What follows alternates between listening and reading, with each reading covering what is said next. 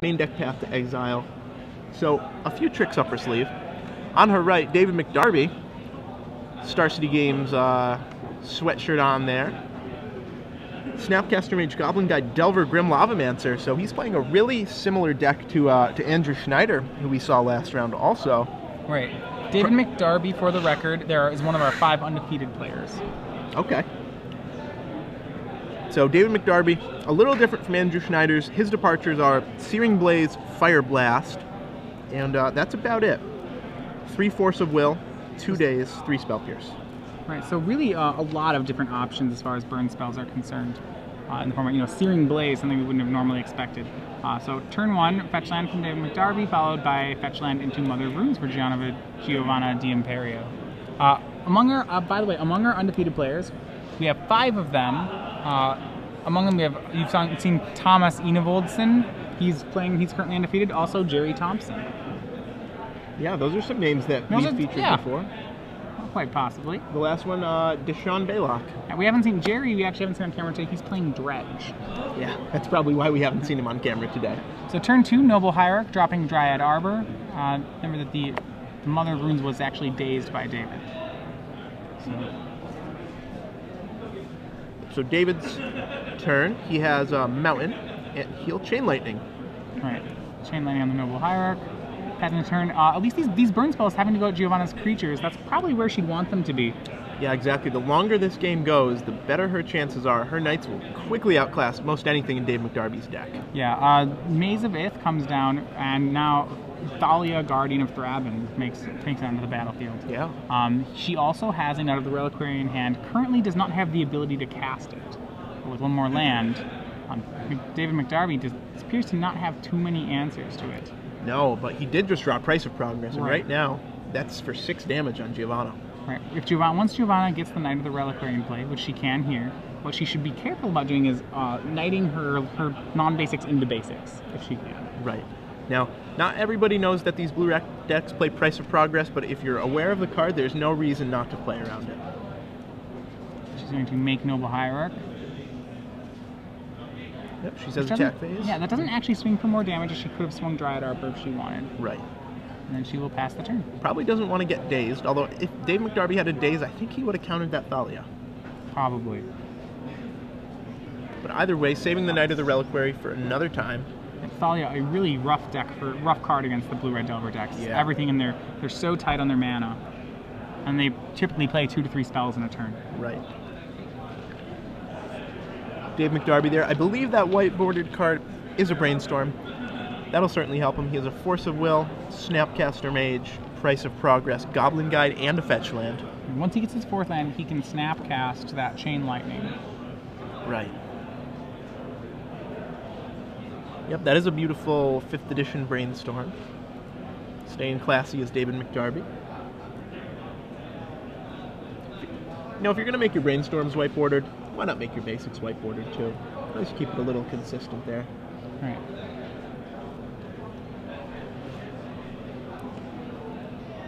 But he'll decide on fetch land.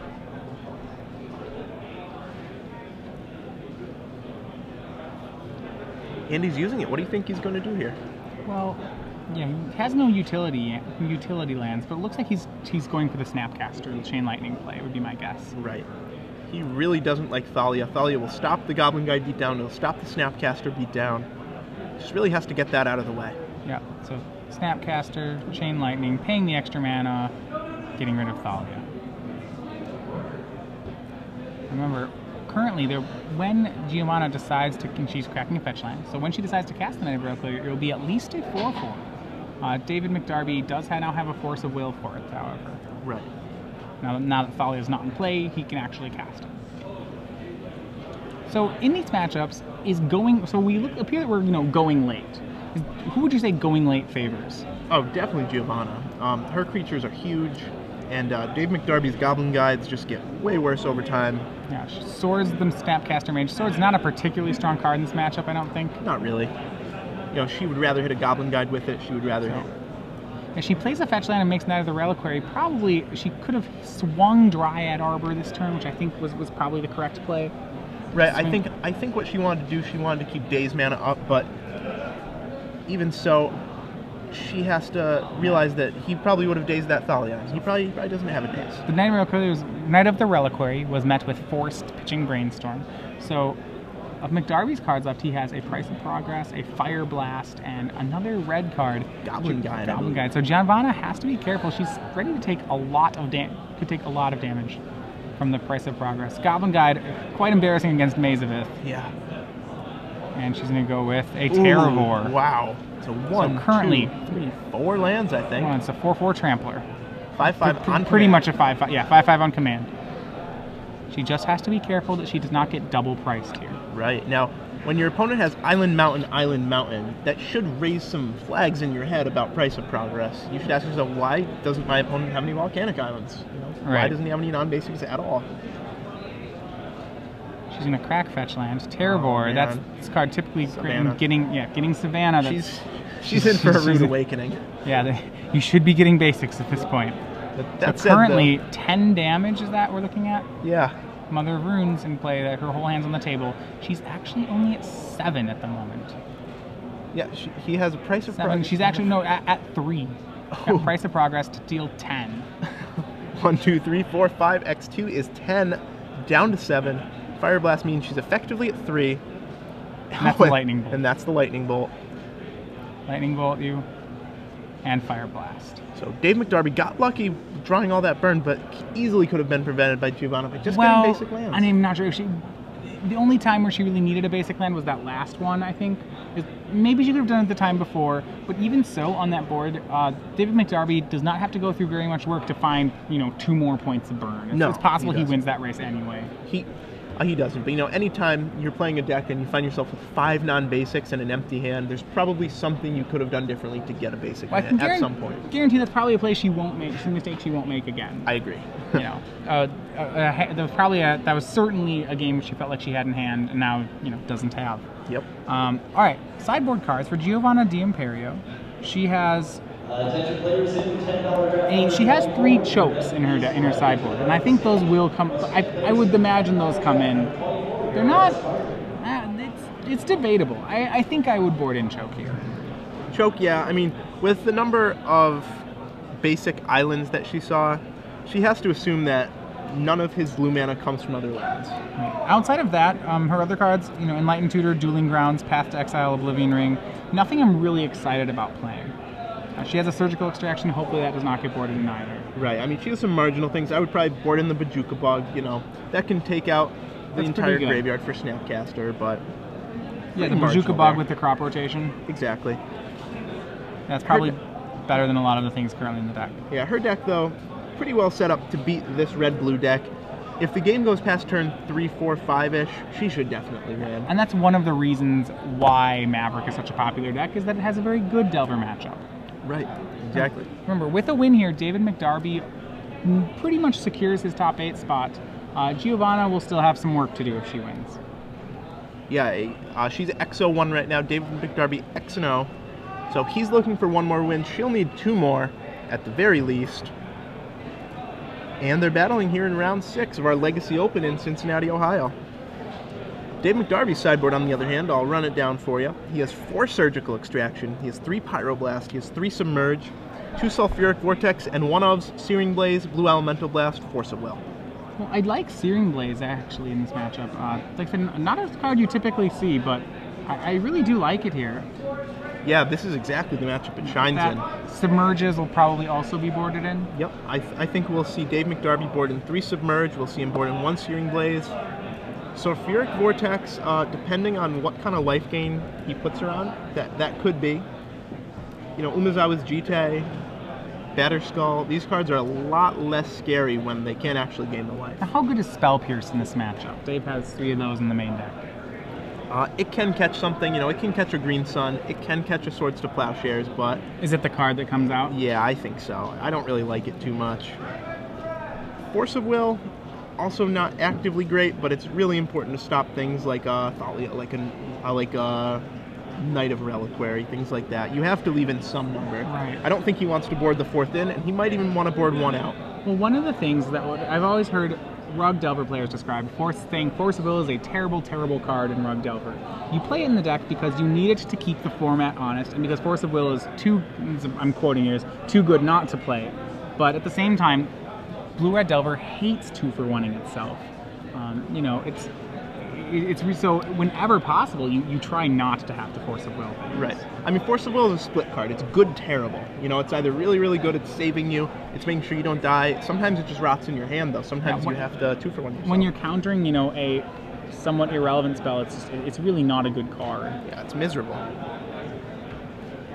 But that said, sometimes you have to leave a couple in your deck, just to hedge against really powerful draws. So, Giovanna Dimperio going to 6 cards. Dave McDarby looks comfortable with his hand's on the table. She's on the play, though. So I think she's definitely favored. She just has to get a fast start. Right. Now, it's pretty interesting to note that she has 0 Stoneforge Mystic. She's completely ignored that card. She's still playing 2 GT, but she says, you know, the Stoneforge Mystic is too slow. Yeah, she doesn't need it. Stoneforge Mystic really has fallen out of favor in Maverick decks. I think that they found that really the disruptive creatures plan is usually a little more secure for them. Right. Giovanna starts out on a turn 1 Cavern of Souls, very relevant in this matchup, into Mother Burns. And, well, McDarby has a lightning bolt for it, you know, killing it the red way instead of the blue way. Right, and you know, really, Dave McDarby would prefer not to have to point his burn at these creatures. Wasteland, and then another human, Thalia, comes down uncounterable. Right. That's rough for Dave. Yeah, and Dave has to spend his entire turn dealing 3 damage to that card, not to Giovanna's phase like he'd rather be doing. The fact is, he has 2 Goblin Guide in his hand, and those are dead if Thalia's in play, and not attacking. Alternatively, he could play a Delver here. But no, it looks like he is going to Chain Lightning or Lightning Bolt that Thalia. Yeah. So now, if I'm Giovanna, the fact that he started on Volcanic Island into Scalding Tarn for Volcanic Island, I'm a little less worried about Price of Progress right now. Right. And Grim Lavamancer, so he's going to try to get around Thalia that way. Grim Lavamancer, Delver of Secrets. Giovanna does hit her land. There you go, straight up, right down. She may want to fetch for a white source to get rid of Grim Lavamancer. It's interesting. She has this path. She has a Swords to Plowshares. Yeah, I mean, Grim Lavamancer, that's a must kill. So the swing with Thalia. There's really no way she can let that live. It's so good against the creatures in the deck. Yep, she's in the Wasteland. Waste the Bulk. Sacrifice. Yep, definitely seems like she's winding up for the Swords to Plowshares. For sure. Gonna grab Savannah. And this is one of those situations where, yep, getting the non-basic is completely correct. Yeah, she has to, otherwise she can't cast the swords. If it was a Windswept Heath, she probably would have thought about it. Savannah still probably would have been correct. And 2 mana, Swords to Plowshares. Comes down on Delver of Secrets. Wow. How would I put it? That's not the creature I was imagining she was going to point it at. Yeah, that seems really, really poor to me. That Lavamancer is just going to take out her Thalia, and she's only left with a Dryad Arbor and a Sylvan Library. Well, the problem is once Thalia is gone, David McDarby's whole hand becomes activated. Yeah, his deck just speeds up greatly. Hers stays pretty much the same. He's only on 1 land, but I have to think he's really happy to just shoot Thalia as they go. Right. He's thinking of brainstorming right now. Try and find a land. Yeah, I mean, if you can brainstorm and find a land, it's a great play. The real reason is I don't think I want to do it. Oh, never mind. He can't cast brainstorm, of course. There's a Thalia. Sorry about that. Yeah, that would be. That's another silly. Good reason not to do it. But I mean, nonetheless, even if it was a legal play, I actually just like killing off the Thalia. Yeah, I mean, there's no reason to get greedy there. Brainstorm's going to do just the same amount of work. She can waste away. She should immediately wasteland away David's last land. Oh, for sure.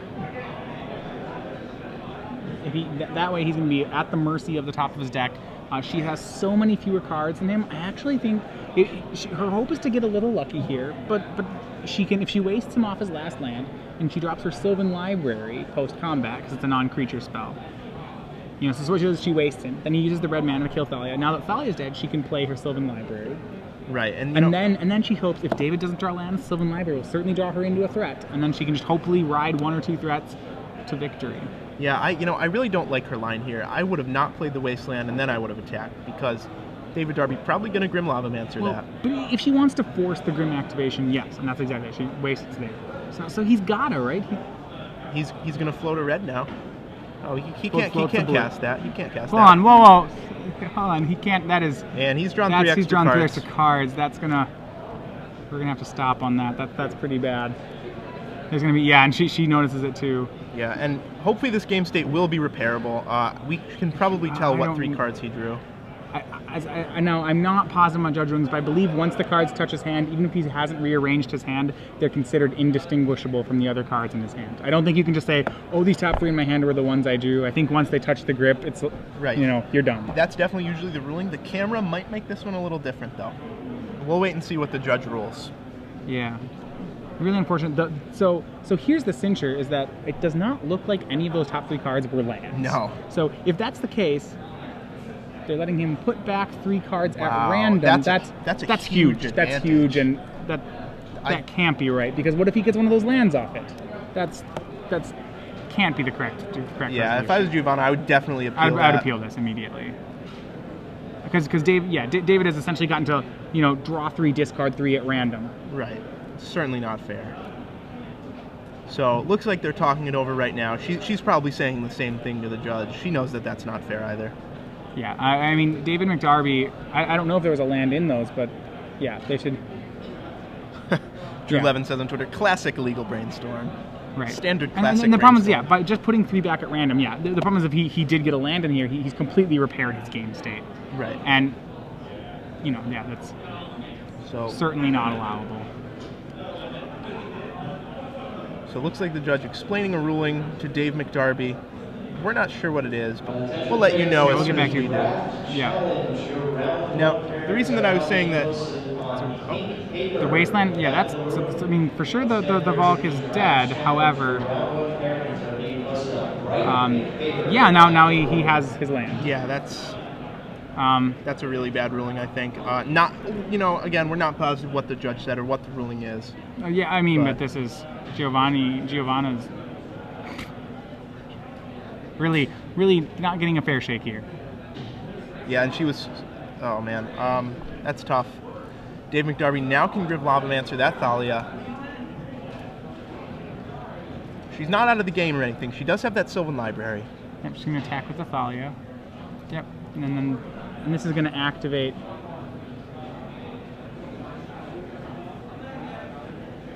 Yeah. All right. So, yep, he's going to crack the fetch line, and now he's activated his whole hand. So he'll use that fetch land, clearing away those cards at random that were on the top of his deck. He'll get a basic land, so it can't be wastelanded. And Thalia will go down. She'll cast a Sylvan, though. So she'll be able to get the best of the 3 cards from the top of her deck, still at a healthy life total. Dave McDarby, though, with the force of will. Definitely the right play there. Sylvan Library, way too powerful at 19 life.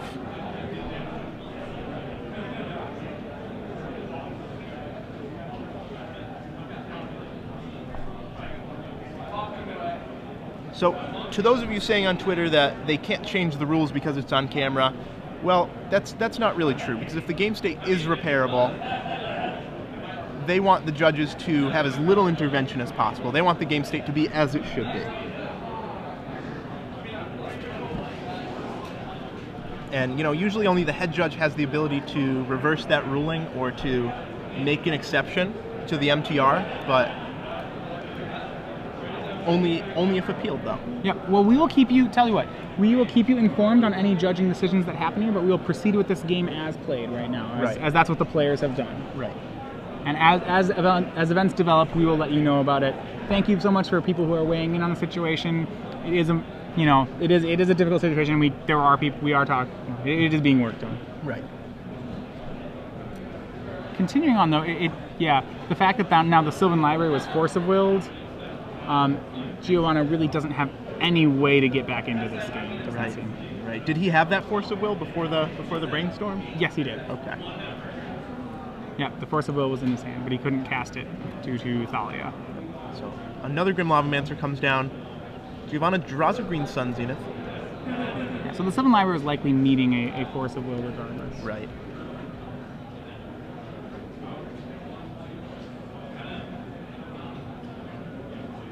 This is like Green Bay, Seattle all over again from Casey Hoopka. Really unfortunate. So let's see. Left in her hand, Giovanna has her Dryad Arbor. She has a Green Sun Zenith. The problem is I don't think any cards are really going to help her in this situation. No, she really needs something like a Knight of the Reliquary here. That would be a 5/5. That would be big enough to survive the Lavamancers. And if she plays Dryad Arbor, that will probably fall to the Grim Lavamancer.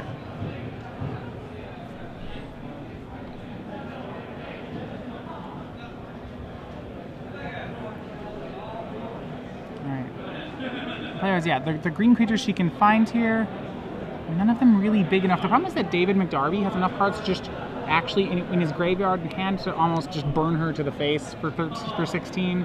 Well, in his graveyard he has 2, 4. I mean, I guess not yet, but he has the ability to get there very quickly. Right. So she's Zenithing for 2. With that, she can find Scavenging Ooze, which is probably her best option. Definitely. Except that the problem is that it can get Lavamancer. And, you know, she may have wanted to wait till the Dryad Arbor wasn't 6 so that she could protect it from being Green Lavamancered. All her green 2-drops are actually vulnerable to Green Lavamancer right now, so that's going to hit the bin no matter what it is, I think. Yeah, I think I would have waited one more turn, gone to grab a Terravore. That's not to say that things are looking good for her anyway. You know, waiting a turn, you could just as likely blow up her Dryad Arbor, then she doesn't hit a land. You know, these lines aren't good either. She's right.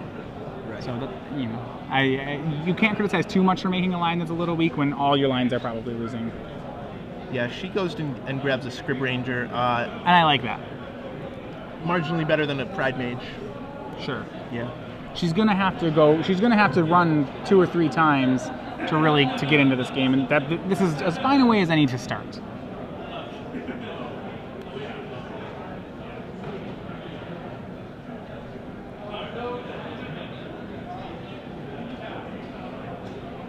All right.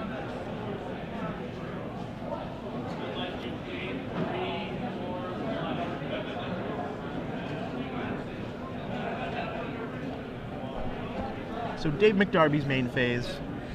He's a lot of options. He'll submerge. That has Pro Blue though. That's not a legal play. Both players seem pretty flustered here. I think they both know that wasn't a good ruling. David McDarby's body language, it doesn't seem like he wants to be winning this way.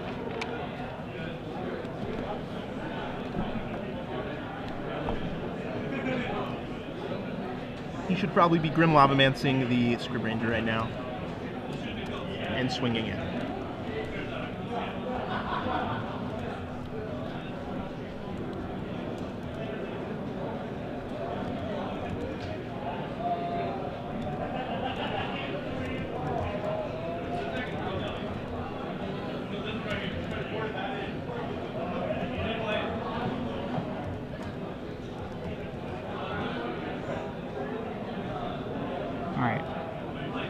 Bounce it before the Scrib Ranger dies. She manages to bounce the land back to her hand.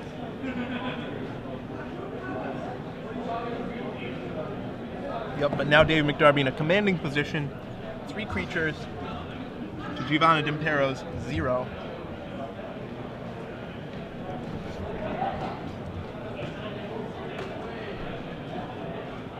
He has one Grim Lavamancer activation, and I believe a Ponder in hand. So really 2 Grim Lavamancer activations. And Giovanna with just a Dryad Arbor and a GT on top of her deck.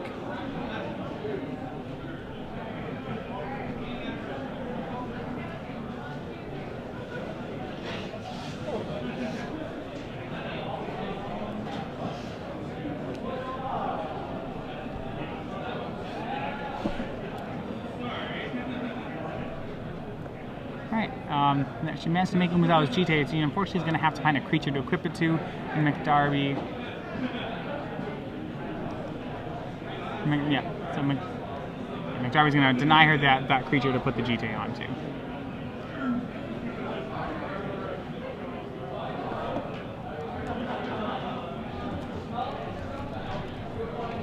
So Goblin Guide hits the land. It's likely to be too little too late. Giovanna Dimperio needs a creature right now. And only finds the Wooded Foothills.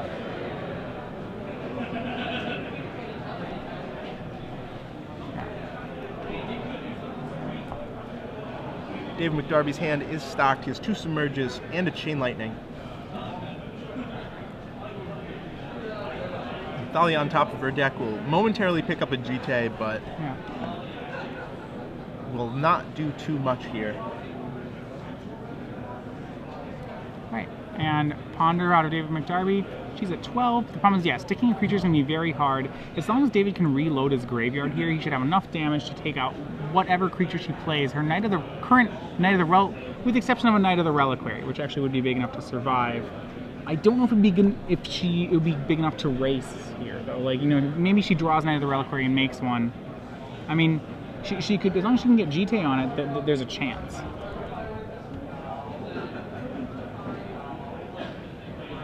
The biggest problem is, yeah, David McDarby. All right, and he's going for the burn plan. Giovanna now down to 9. Right, she needs a Knight on her next draw phase, I believe, to have a chance here.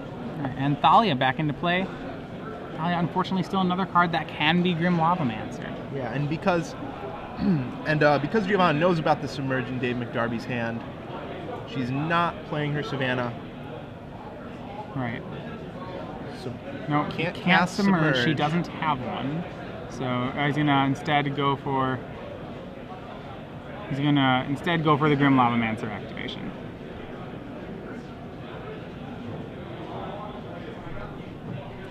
And coming in for 3. Yep, Giovanna does get a land, but does concede the game. He does have the burn spell.